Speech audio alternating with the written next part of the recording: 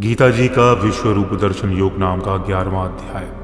अर्जुन बोले, मुझ पर अनुग्रह करने के लिए आपने जो परम गोपनीय अध्यात्म विषयक वचन अर्थात उपदेश कहा, उससे मेरा यह ज्ञान नष्ट हो गया है। क्योंकि हे कमल नेत्र, मैंने आपको भूतों की उत्पत्ति और प्रलय विस्तार पूर्वक सुने हैं तथा आपकी अविनाशी महिमा भी सुनी है। हे परमेश्वर, आप अपने को जैसा चाहते हैं या ठीक ऐसा ही है, परंतु हे पुरुषोत्तम, आपके ज्ञान, ऐश्वर्य, शक्ति, बल, वीर्य और तेज से युक्त ऐश्वर्य रूप को मैं प्रत्यक्ष देखना चाहता हूँ। हे प्रभु, यदि मेरे द्वारा आपका वह रूप देखा जाना शक्य है, ऐसा आप मानते हैं, तो हे योगेश्वर, उस अविनाशी स्वरूप का मुझे दर्शन कराइए। श्री भगवान बोले, हे पार्थ, अब तू मेरे सैकड़ों हजारों नाना प्रकार के और नाना वर्ण तथा नाना आकृति वाले अलौकिक रूपों को देख।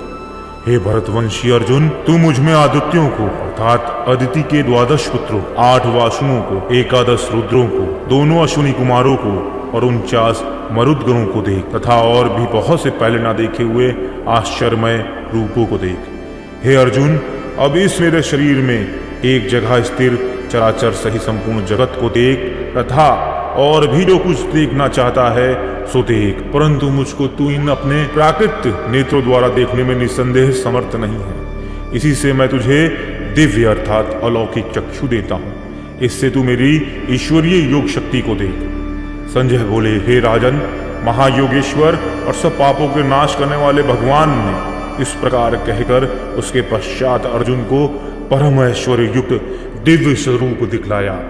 अनेक मुख और नेत्रों से युक्त, अनेक अद्भुत दर्शनों वाला, बहुत से दिव्य भूषणों से युक्त और बहुत से दिव्य शास्त्रों को हाथों में उठाए हुए, दिव्य माला और वस्त्रों को धारण किए हुए और दिव्य गंध का सारे शरीर में लेप लिए हुए, सब प्रकार के आश्चर्यों से युक्त, सीमा रहित और सब ओर मुख किए हुए विराट स्वरूप परम देव परमेश्वर को अर्जुन ने देखा। आकाश में हजारों सूर्यों के साथ उदय होने से उत्पन्न जो प्रकाश हो, वह भी उस विश्व रूप परमात्मा के प्रकाश के सदृश कदाचित ही हो। पांडुपुत्र अर्जुन ने उस समय अनेक प्रकार से विभक्त अर्थात पृथक पृथक संपूर्ण जगत को देवों के देव श्री कृष्ण भगवान के उस शरीर में एक जगह स्थित देखा। उसके अनंतर वे आश्चर्य से चकित हो पुलकुत शरीर अर्जुन प्रकाश में विश्व रूप परमात्मा को श्रद्धा भक्ति सहित सिर से प्रणाम करके हाथ जोड़कर अर्जुन बोले, हे देव, मैं आपके शरीर में संपूर्ण देवों का तथा अनेक भूतों के समुदायों का, कमल के आसन पर विराजित ब्रह्मा को, महादेव को और संपूर्ण ऋषियों को तथा दिव्य सर्पों को देखता।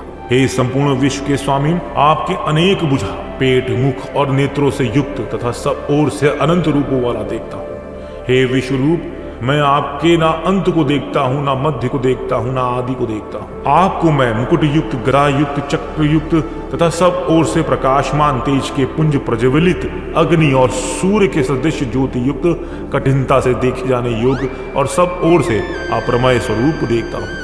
आप ही जानने योग्य परम अक्षर अर्थात पर ब्रह्म परमात्मा है। आप ही इस जगत के परम आश्रय हैं।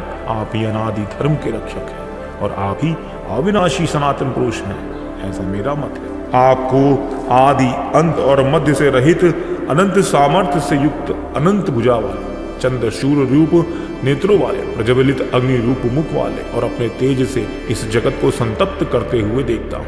हे महात्मा, यह स्वर्ग और पृथ्वी के बीच का संपूर्ण आकाश और सब दिशाएं एक आप से ही परिपूर्ण है और आपके इस अलौकिक भयंकर रूप को देखकर तीनों लोग अति व्यथा को प्राप्त हो रहे हैं। वे ही देवताओं के समूह आप में प्रवेश करते हैं और कुछ भयभीत होकर हाथ जोड़े आपके नाम और गुण का उच्चारण करते हैं तथा महर्षि और सिद्धों के समुदाय कल्याण हो ऐसा कहकर उत्तम उत्तम स्तोत्र द्वारा आपकी स्तुति करते हैं। जो 11 रुद्र और 12 आदित्य तथा 8 वसु, साधिगण, विश्वदेव, अश्विनी कुमार तथा मरुदगण और पितरों का समुदाय तथा गंधर्व, यक्ष, राक्षस और सिद्धों के समुदाय हैं, ये सभी विस्मित होकर आपको देखते हैं। ये महाभावो, आपके बहुत मुख और नेत्रों वाले, बहुत हाथ, जंघा, पैरों वाले, बहुत उदार वाले और बहुत सी दाढ़ों के कारण अत्यंत विकराल महान रूप को देख सब व्याकुल हो रहे हैं और मैं भी व्याकुल हो रहा हूँ। क्योंकि हे विष्णु, आकाश को स्पर्श करने वाले दीप्यमान अनेक वर्णों से युक्त तथा फैलाए हुए मुख और प्रकाशमान विशाल नेत्रों से युक्त आपको देखकर भयभीत अंतःकरण वाला मैं धीरज और शांति नहीं पाता हूँ। दाढ़ों के विकराल और प्रलय काल की अग्नि के समान प्रज्वलित आपके मुख को देखकर मैं दिशाओं को नहीं जानता और सुख भी नहीं पाता हूँ। इसलिए हे देवेश, हे जगन निवास, आप प्रसन्न हो। वे सभी धृतराष्ट्र के पुत्र राजाओं के समुदाय सहित आप में प्रवेश कर रहे हैं और भीष्म पितामह, द्रोणाचार्य तथा वह कर्ण और आपके पक्ष के भी प्रधान योद्धाओं के सहित सबके सब आपकी दाढ़ों के विकराल भयानक मुखों में बड़े वेग से दौड़ते हुए प्रवेश कर रहे हैं और कई एक चूर्ण हुए सिरों सहित आपके दांतों के बीच में लगे हुए दिख रहे हैं। जैसे नदियों के बहुत से ही जल के प्रवाह स्वाभाविक ही समुद्र के ही सम्मुख दौड़ते हैं, अर्थात समुद्र में प्रवेश करते हैं, वैसे ही वे नरलोक के वीर भी आपके प्रज्वलित मुखों में प्रवेश कर रहे हैं। जैसे पतंग मोहवश नष्ट होने के लिए प्रज्वलित अग्नि में अति वेग से दौड़ते हुए प्रवेश करते हैं, वैसे ही ये सब लोग भी अपने नाश के लिए आपके मुखों में अति वेग से दौड़ते हुए प्रवेश कर रहे हैं। आप उन संपूर्ण लोगों को प्रज्वलित मुखों द्वारा ग्रास करते हुए सब ओर से बार बार चाट रहे हैं। हे विष्णु, आपका उग्र प्रकाश संपूर्ण जगत को तेज के द्वारा परिपूर्ण करके तपा रहा है। मुझे बतलाइए कि आप उग्र रूप वाले कौन हैं? हे देवों में श्रेष्ठ, आपको नमस्कार है। आप प्रसन्न हुई। आदि पुरुष, आपको मैं विशेष रूप से जानना चाहता हूँ क्योंकि मैं आपकी प्रवृत्ति को नहीं जानता। श्री भगवान बोले, मैं लोकों का नाश करने वाला बढ़ा हुआ महाकाल हूँ। इस समय इन लोगों को नष्ट करने के लिए प्रवृत्त हुआ हूँ, इसलिए जो प्रतिपक्षियों की सेना में स्थित योद्धा लोग हैं वे सब तेरे बिना भी नहीं रहेंगे, अर्थात तेरे युद्ध न करने पर भी इन सबका नाश होगा। अतएव तू उठ, यश प्राप्त कर, शत्रुओं को जीतकर धन्य धान से संपन्न राज को हो। ये सब शूरवीर पहले से ही मेरे द्वारा मारे गए हैं। हे सव्यसाची, तू तो केवल निमित्त मात्र बन जा। द्रोणाचार्य और भीष्म पितामह तथा जयद्रथ और कर्ण तथा और भी बहुत से मेरे द्वारा मारे हुए शूरवीर योद्धाओं को तू मार।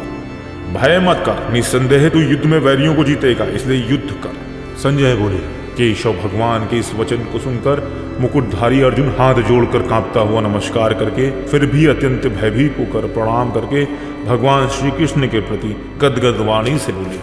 अर्जुन बोले, हे अंतर्यामीन, यह योगी ही है कि आपके नाम गुण और प्रभाव के कीर्तन से जगत अति हर्षित हो रहा है और अनुराग को भी प्राप्त हो रहा है तथा भयभीत राक्षस लोग दिशाओं में भाग रहे हैं और सब सिद्ध गणों के समुदाय नमस्कार कर रहे हैं। हे महात्म, ब्रह्मा के भी आदिकर्ता और सबसे बड़े आपके लिए वे कैसे नमस्कार ना करें, क्योंकि हे अनंत, हे देवेश, हे जगन निवास, जो सत्य असत्य और उनसे परे अक्षर अर्थात सच्चिदानंदन ब्रह्म है वह आप ही हैं।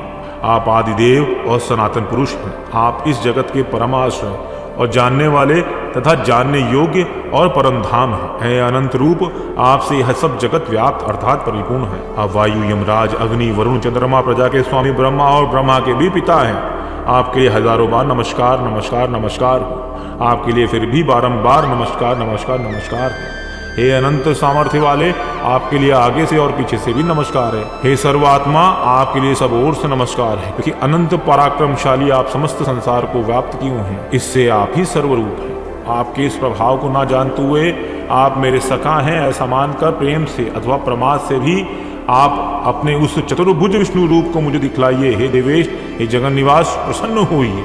मैं वैसे ही आपके मुकुट धारण किए हुए तथा गदा और चक्र हाथ में लिए हुए देखना चाहता हूँ। इसलिए हे विश्वरूप, हे सहस्त्रबाहो, आप उसी चतुर्भुज रूप में प्रकट हुए। श्री भगवान बोले, हे अर्जुन, अनुग्रह पूर्वक मैंने अपनी योग शक्ति के प्रभाव से यह मेरा परम तेजोमय सबका आदि और सीमा सहित विराट रूप तुझको दिखलाया, जिसे तेरे अतिरिक्त दूसरा किसी ने पहले नहीं देखा था।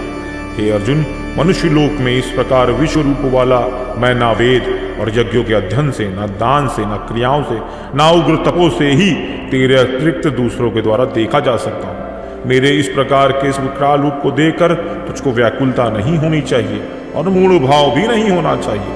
तू भय रहित प्रीति युक्त मन वाला होकर उसी में मेरे इस शंख चक्र गदा पद्म युक्त चतुर्भुज रूप को फिरते। संजय बोले, वासुदेव भगवान ने अर्जुन के प्रति इस प्रकार कहकर फिर वैसे ही अपने चतुर्भुज रूप को दिखाया और फिर महात्मा श्री कृष्ण ने सौम्य मूर्ति होकर इस भयभीत अर्जुन को धीरज दिया। अर्जुन बोले, हे जनार्दन, आपके इस अति शांत मनुष्य रूप को देखकर अब मैं स्थिरचित हो गया हूँ। मैं अपने स्वाभाविक स्थिति को प्राप्त हो गया हूँ।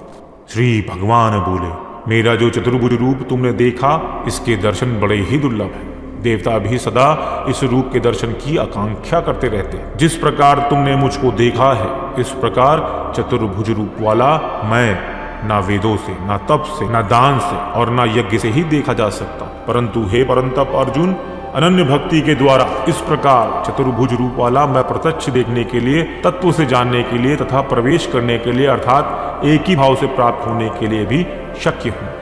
हे अर्जुन, जो पुरुष केवल मेरे लिए ही संपूर्ण कर्तव्य कर्मों को करने वाला है, मेरे परायण है, मेरा भक्त है, आसक्ति रहित है और संपूर्ण भूत प्राणियों में वैर भाव से रहित है, वह अनन्य भक्ति युक्त पुरुष मुझको ही प्राप्त होता है। इस प्रकार गीता जी का विश्व रूप दर्शन योग नाम का 11वां अध्याय पूर्ण होता है।